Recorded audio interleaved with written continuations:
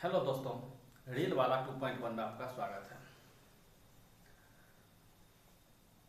आइए आज आपको जैसे भी एसएससी के एग्जाम हो रहा है और एसएससी का एग्जाम नहीं, आने वाले दिनों में बहुत सारे एग्जाम होने वाले हैं, तो इन्हीं एग्जाम को मद्देनजर रखते हुए आज से आप लोग को एक टेस्ट सीरीज स्टार्ट किया जा रहा है। टेस्ट सीरीज इसको नहीं कर सकते, इसको एक डिस्कशन का बैच कर सकते हो। टेस्ट सीरीज बोले तो टेस्ट सीरीज का अर्थ होता है जो सिर्फ एक क्वेश्चन का एक आंसर होगा, बस उसका आंसर ABCD बोलते जाओ, आंसर लगाते जाओ और उसका आगे बढ़ते जाओ। लेकिन ऐसा नहीं, आज से आपके साथ एक एसएससी 2000 से एसएससी LDC हो, एसएससी का जो भी एग्जाम हो, 2000 से अभी तक वर्तमान में जितना क्वेश्चन पूछा गया है, विशेष करके जीके से, जीके जीएस से, आज से आपको हर एक दिन एक सेट का डिस्कशन आपको मिलेगा। तो आइए फर्स्ट सेट हम स्टार्ट करते हैं, जो कि क्वेश्चन पूछा गया था पीटी परीक्षा में 27/2/2000 ईस्वी को। 2000 ईस्वी से स्टार्ट करते हैं, बहुत सफिशियंट है। 20 साल का 21 साल का आपको मिलेगा। तो हर एक दिन आपको कम से कम एक या दो सेट का आपको डिस्कशन मिलने वाला था। आइए हम 27/2/2000 ईस्वी के प्रथम पाली का जो क्वेश्चन पूछा है उसका डिस्कशन करते हैं। फर्स्ट क्वेश्चन था ऑप्टिकल फाइबर का प्रयोग कहाँ होता है। तो इसमें आंसर दिया हुआ है एंडोस्कोपी में। तो सिर्फ आपको इतना ही नहीं बताना है एंडोस्कोपी में यूज होता है, बस आपको याद करके आपको ऑप्टिकल फाइबर के बारे में भी एक दो वर्ड बताया जाएगा, जो कि एग्जाम के व्यू से बहुत इंपॉर्टेंट होगा। जैसे यदि आप मेरे चैनल पे पुराने हो तो आज से 2-3 दिन पहले आपको हम सिविलियन अवार्ड के बारे में बताया था, जिसमें कि आपको हम पद्म विभूषण के बारे में बताया। तो पद्म विभूषण ऑप्टिकल फाइबर, उस ऑप्टिकल फाइबर के जो ऑप्टिकल फाइबर से संबंधित जो नरेंद्र कपानी है, उनको भी पद्म विभूषण मिला है। तो ऑप्टिकल फाइबर से कौन संबंधित है? नरेंद्र कपानी। फर्स्ट क्वेश्चन पूछने वाला क्वेश्चन, इसमें दो क्वेश्चन आपको हो गया। नरेंद्र कपानी को कौन सा सिविलियन अवार्ड मिला है? तो Padma Vibhushan. Second question, optical fibre का उपयोग कहां किया जाता है? तो अभी जैसे ऑप्शन इसमें है एंडोस्कोपी में। एंडोस्कोपी में, अब एंडोस्कोपी क्या होता है तो शायद सबको पता होगा, जो शरीर के आंतरिक भाग को देखने के लिए एंडोस्कोपी का उपयोग किया जाता है। और ऑप्टिकल फाइबर बहुत सारा यूज होता है, जैसे टेलीफोन में, टेलीफोन के थ्रू, एक वायर के थ्रू ऑप्टिकल फाइबर को ही भेजा जाता है, जिसके तहत कम उसमें डैमेज होने की समस्या आती है और आसानी से होता है। तो ऑप्टिकल फाइबर का सबसे बड़ा उपयोग एंडोस्कोपी में। ऑप्टिकल फाइबर का कौन? नरेंद्र कपानी। नरेंद्र कपानी को कौन सा सिविलियन अवार्ड? तो पद्म विभूषण।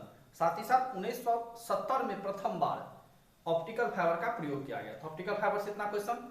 नेक्स्ट क्वेश्चन देखते हैं। नेक्स्ट क्वेश्चन है, कच्चे फल को कृत्रिम रूप से पकाने के लिए कौन सी गैस का प्रयोग किया जाता है? तो यहाँ पे दो क्वेश्चन बनता है। एक, हम यदि घर में कच्चा फल लाते हैं, कच्चा फल लाते हैं घर में, उसको हम पकाते हैं। और एक होता है क्या, पेड़ में खुद पकता है। आखिर दोनों में दो चीज होती है। यदि हम घर में पकाते हैं कृत्रिम रूप से, कच्चा फल लाए घर में पकाए, तो एसिटिलीन का, जब हम घर में पकाते हैं तो एसिटिलीन का। लेकिन यदि हम घर में पकाएं एसिटिलीन कैसे निकाला जाता है? यदि हम कार्बाइड पे देखते हो, घर में क्या करते हैं, तो हम लोग कार्बाइड लाते हैं, उस पे क्या करते हैं, जैसे फल को पकाना था कार्बाइड देके, आजकल केला के सीजन में ज्यादातर उसको ऐसे पकाया जाता है। केला को क्या करते हैं, केला को बंद करके उसमें एक कार्बाइड लाते, उस पर पानी दे देते हैं, पानी छिड़क देते हैं और केला के अंदर बंद कर देते हैं, अगला दिन वो पका हुआ मिलता है। तो वही वो कार्बाइड को यदि हम पानी उस पर डालते हैं तो एसिटिलीन गैस निकलती है, जिससे कि क्या होता है, केला पकता है। तो यदि हम कृत्रिम रूप से कच्चे फल को पकाते हैं तो एसिटिलीन से, लेकिन यदि पेड़ में फल पकता है तो, यदि पूछ ले तो पेड़ में फल पके तो एथिलीन से। समझ में आया? यदि कच्चे फल को कृत्रिम रूप से पकाते हैं तो एसिटिलीन, यदि पेड़ में खुद पकता है तो एथिलीन गैस के चक्कर में चलते हैं। नेक्स्ट क्वेश्चन, नेक्स्ट क्वेश्चन पूछा, एलिसा परीक्षण किसका निदान करती है? Elisa test. एलिसा टेस्ट तो सबको पता होगा एड्स रोग के लिए, लेकिन ऐसा कोई बात नहीं एड्स क्यों नहीं जिसका एलिसा टेस्ट हो उसका एड्स का ही। एलिसा का मतलब होता है अंदर की इम्यूनिटी पावर जांच करने का, इम्यूनिटी पावर जांच करने का। तो ऐसा कुछ नहीं है जिसका एलिसा टेस्ट हो रहा है तो उसको एड्स की समस्या है, ऐसा कुछ नहीं है। जिसका इम्यूनिटी पावर कमजोर हो, इम्यूनिटी पावर टेस्ट करने का एलिसा टेस्ट किया था। अब एड्स एक वर्ड हुआ, एक एलिजा हुआ, एलिजा। तो एड्स का पूरा नाम तो शायद सबको पता होगा, acquired immuno deficiency syndrome. Ads acquired immuno deficiency syndrome. लेकिन एलिजा के बारे में जिसको नहीं पता हो प्लीज नोट करेंगे। एलिजा का पूरा नाम क्या होता है? एंजाइम लिंक्ड इम्यूनो सोलवेंट एसे टेस्ट। एलिजा का पूरा नाम क्या होता है? एंजाइम लिंक इम्यूनो सोलवेंट एसे टेस्ट। तो आपको एलिजा का पूरा नाम पता होना चाहिए। तो एक क्वेश्चन से हम 3 क्वेश्चन देखें। एलिजा टेस्ट एड्स के लिए, ऐसा कोई जरूरी नहीं एड्स के लिए, जिसका इम्यूनिटी पावर चेक करने के लिए एलिजा टेस्ट होता है। एड्स के पूरा नाम एक्वायर्ड इम्यूनो डिफिशियंसी सिंड्रोम, और एलिजा का पूरा नाम हम आपको बता चुके हैं। नेक्स्ट क्वेश्चन क्या पूछा था? रिसर्पिन का प्रयोग मुख्यतः किस लिए किया जाता है? उच्च रक्तचाप के लिए, उच्च रक्तचाप के लिए रिसर्पिन का प्रयोग किया जाता है। नेक्स्ट था, सामान्य उर्वरक में मुख्यतः किन 3 तत्वों की सबसे अधिक आवश्यकता होती है? एनपीके, नाइट्रोजन, फास्फोरस और पोटास। एनपीके हर एक पौधा के लिए एक मूल, जैसे आदमी के मूलभूत आवश्यकता क्या है? रोटी, कपड़ा और मकान, उसी तरह एक पौधा के लिए उसकी मूलभूत आवश्यकता एनपीके है, नाइट्रोजन, फास्फोरस और पोटास।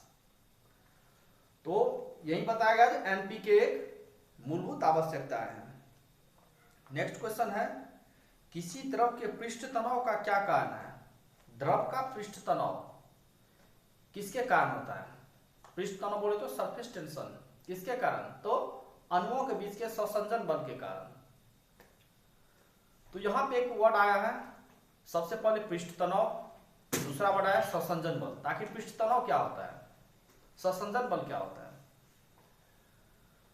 सबसे पहले हम जानने की कोशिश करें। संसंजन बल तो दो बल होता है, संसंजन बल, असंजन बल। क्या हम बोले?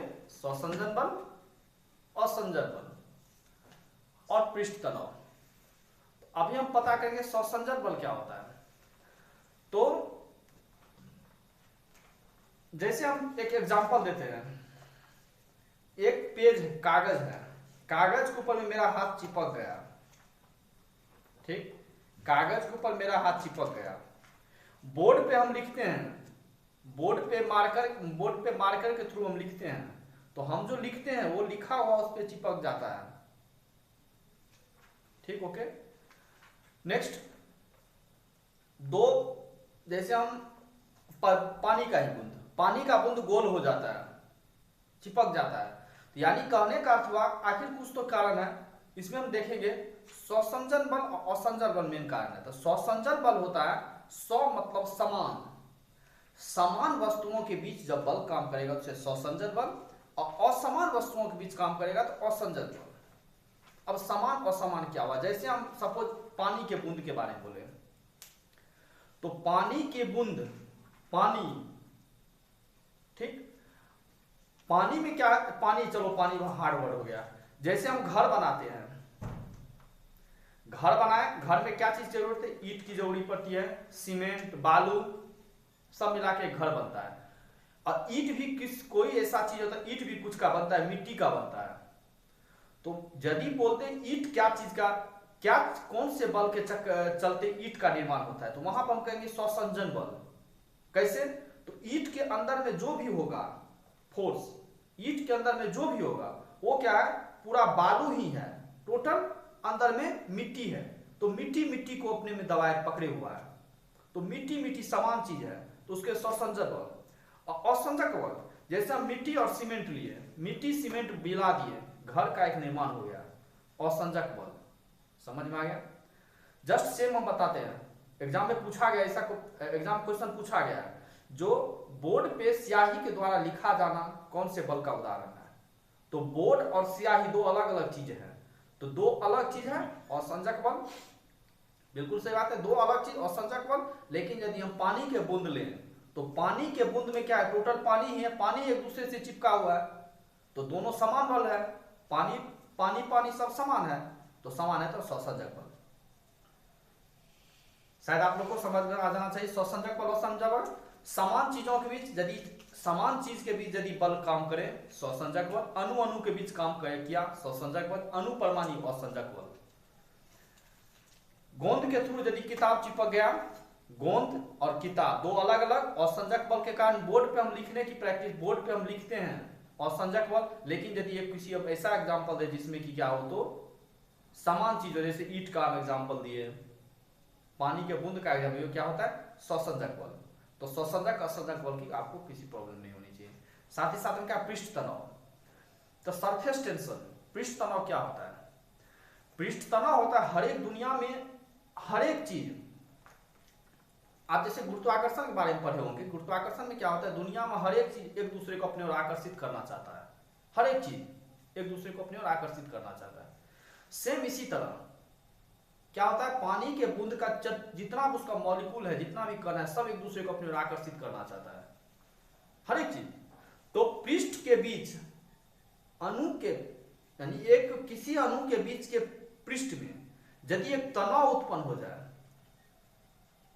तनाव उत्पन्न हो से पृष्ठ तनाव के, जैसे सपोज हम एक कोई हम ये एक ऐसा करके एक रेक्टेंगल, हम कोई एक वस्तु लिए, तो रेक्टेंगल क्या करे, इधर का पार्ट का डायगोनल इधर के पार्ट को अपने तरफ खींचने की कोशिश करेगा, ठीक, पृष्ठ तनाव यही हुआ ना, पृष्ठ तनाव, इधर का डायगोनल इसको तनाव खींचने की कोशिश करेगा, इधर का जो है वो आगे का खींचने की कोशिश, कैसे क्या करेगा, सब एक दूसरे को अपने खींचने की कोशिश, ऐसे खींचते खींचते खींचते खींचते एक शेप ले लेता है गोल की तरह, मतलब सब एक दूसरे को खींचते रहता है, मतलब क्या होता है, अपने एक गोल शेप ले लेता है, जिसको हम क्या कहते हैं पृष्ठ तनाव। तो पानी के बूंदे पृष्ठ तनाव के कारण, दूसरा क्वेश्चन क्या बनता है इसे, पानी की बूंदे पृष्ठ तनाव के कारण गोल होती है।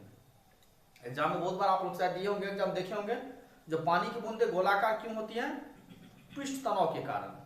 पृष्ठ तनाव क्या, किसके बीच, कौन से बल के कारण, तो पानी के बूंद है, सेम चीज है, पानी पानी, तो स्वसंजक बल, और एग्जाम्पल दूसरा पता है बोर्ड पर हम लिखते हैं असंजक बल के कारण। तो नेक्स्ट आपको हम आगे बताने की कोशिश करेंगे। लिखा है, जो महात्मा गांधी के नमक सत्याग्रह का अंतिम लक्ष्य क्या था, नमक सत्याग्रह, इसमें आंसर में है सरकार की शक्ति को कमजोर करना। तो पहले हम बताएंगे नमक सत्याग्रह क्या था, नमक आंदोलन क्या था, और सरकार की शक्ति को कमजोर करना किस तरह से नमक आंदोलन से संबंधित है। पहले क्या होता था नमक आंदोलन में, सपोज एक नमक बनाने में जैसे 5 रुपया खर्चा हुआ, बनाता था इंडियन मजदूर, 5 रुपया खर्च हुआ, लेकिन सरकार उसकी रेट तय करती थी, जो एक नमक का पैकेट का दाम सरकार तय करती थी, 5 रुपया खर्चा, लेकिन सरकार जो तय करती इसका दाम 20 रुपया हो। तो नमक ऐसा चीज है, आगे हम बताएंगे यदि इकोनॉमिक्स का पार्ट आएगा उसमें आपको हम बताएंगे बेलोच और लोच के बारे में, इलास्टिक इन इलास्टिक के बारे में, जो शायद आप सुने होंगे या नहीं भी सुने होंगे, जो नए स्टूडेंट हो आपको बेलोच और लोच के बारे में पता नहीं होगी, बेलोच क्या होता है, इलास्टिक क्या होता है, और इलास्टिक वस्तु क्या होती है। तो नमक एक बेलोच वस्तु के अंतर्गत आता है।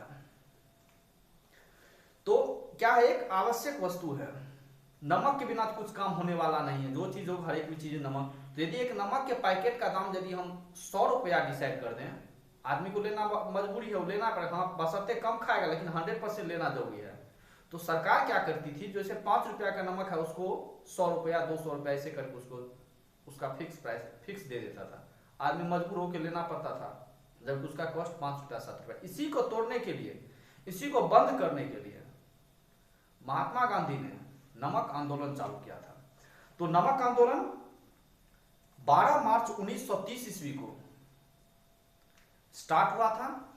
12 मार्च 1930 ईस्वी को महात्मा गांधी ने साबरमती से वो जब स्टार्ट किए थे, और दांडी जाके उन्होंने नमक बना के नमक कानून को तोड़ा था। इससे 2 क्वेश्चन पूछता है, स्टार्ट कब हुआ, 12 मार्च 1930, खत्म 6 अप्रैल 1930 को।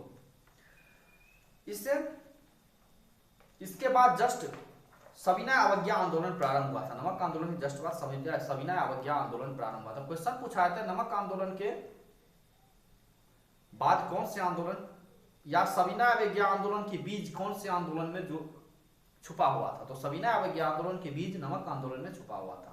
कब? 12 मार्च 1930 के स्टार्ट किया था। 6 अप्रैल 1930 ईस्वी को दांडी पहुंच के वहां पर उन्होंने नमक आंदोलन को तोड़ा था। क्वेश्चन पूछा जाता है जो महात्मा गांधी ने कुल कितने किलोमीटर की यात्रा की थी। फर्स्ट क्वेश्चन पूछा जाता है।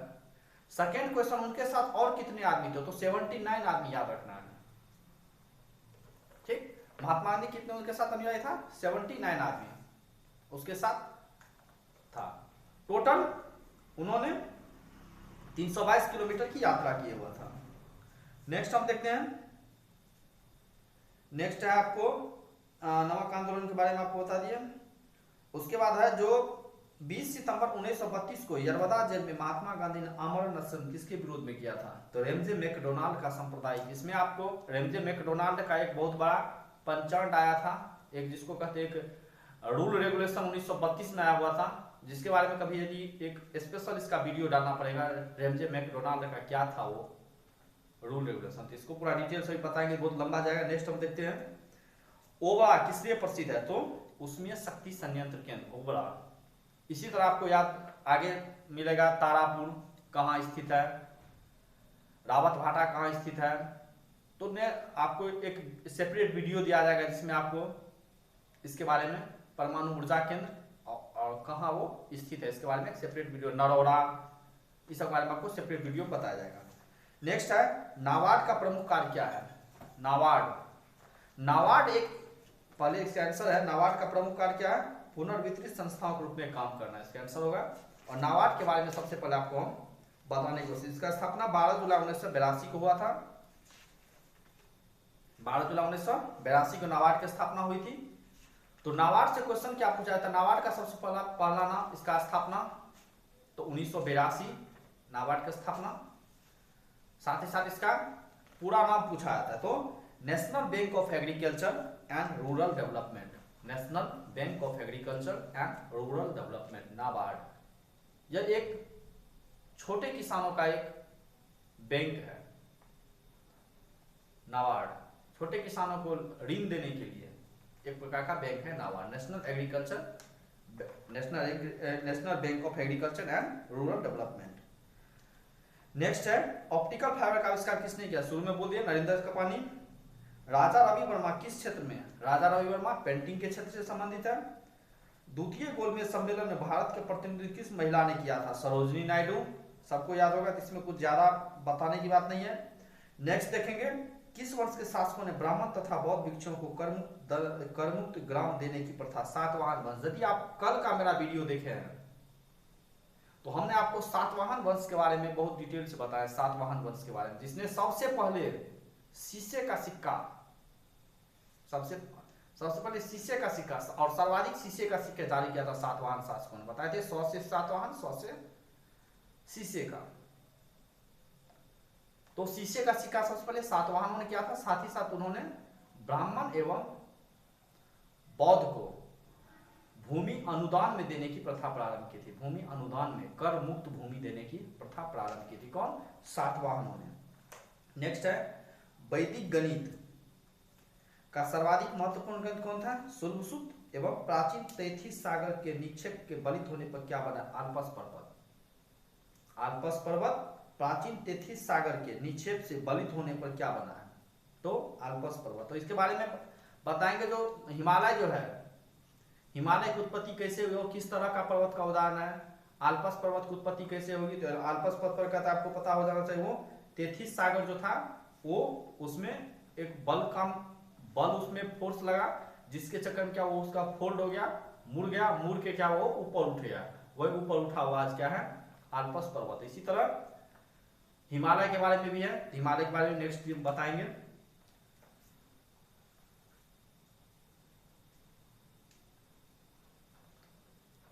नेक्स्ट है भारत में सबसे बड़ी सिंचाई नहर। इंदिरा गांधी नहर, सबको पता होना चाहिए। पृथ्वी पर पड़ने वाले वायुमंडल दाब का क्या कारण है? गुरुत्वाकर्षण। पृथ्वी पर पड़ने वाले वायुमंडल दाब का क्या कारण बतवाए? गुरुत्वाकर्षण। हर एक चीज अपने ओर को आकर्षित करती है, तो वायुमंडल दाब भी एक दूसरे को अपने ओर आकर्षित, बस गुरुत्वाकर्षण। उसके बाद आपको कुछ ऐसा जो कि पूछने लायक और कुछ इसमें ज्यादा पूछने लायक नहीं, और साथ ही साथ आपका टाइम भी बहुत ज्यादा हो गया, 20 मिनट का वीडियो हो गया, आपको लगभग एक सेट कंप्लीट हो गया।